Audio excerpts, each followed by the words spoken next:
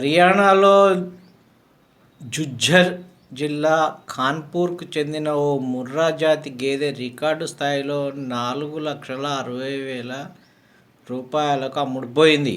భారీ ధర పలికినందుకు ఆ గేదె యజమాని నోట్లతో చేసిన మాల వేసి దానికి ఘనంగా వీడ్కోలు పలికాడు.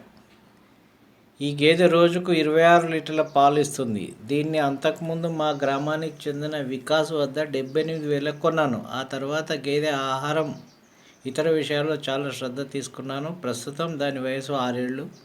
ఇప్పుడు మా గ్రామవాసి మల్వీంద్ర అనే వ్యక్తి దానిని 4,60,000 ఇప్పుడు మా గ్రామవాసి మల్వీంద్ర అనే వ్యక్తి 4,60,000కు దాన్ని కొనుగోలు చేశాడు.